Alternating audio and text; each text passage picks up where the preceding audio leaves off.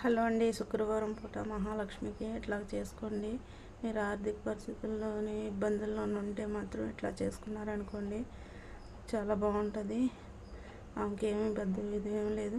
మనము ఉదయానికి లేచి ఇల్లు గుమ్మలు శుభ్రం చేసుకొని, శుభ్రంగా ఆవు నెయ్యి తెచ్చుకొని, మనం పేట అలంకరించుకొని అమ్మవారిని మధ్యలో పెట్టుకొని చక్కగా ఒక రూపాయి కాయిన్లు, ఒక గుప్పుడు కాయిన్లు పీట మీద కొంచెం బియ్యం పోసి, దాని మీద చిల్లర పోసి, దాని మీద లక్ష్మీదేవి విగ్రహం ఉంటే పెట్టుకోండి, లేకపోతే పటం ఉంటే పెట్టుకోండి.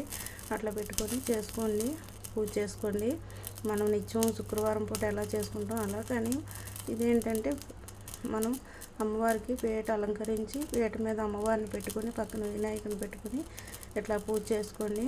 అమ్మవారి లక్ష్మీదేవి అష్టోత్తరం చదువుని వాళ్ళు అంటే చదువు వచ్చిన వాళ్ళు అయితే చదువుకోండి. చదువు రాళ్ళ వాళ్ళు అయితే మామూలుగా అమ్మవారికి కుంకుమ, పసుపు, అక్షింతలు, పువ్వులతోటి పూజ చేసుకొని ఆ తల్లి అనుగ్రహం మన మీద ఉంటుంది. ఎవరైనా ఆర్థిక పరిస్థితుల్లో ఇబ్బందులు పడితే ఇట్లా చేసుకోండి, చాలా బాగుంటుంది.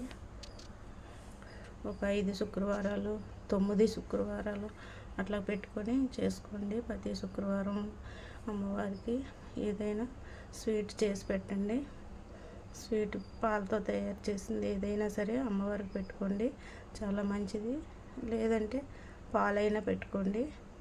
ఉంటే స్వీట్ చేయలేకపోతే పాలైనా పెట్టుకొని అట్లా పూజ చేసుకోండి, చాలా బాగుంటుంది. అమ్మవారికి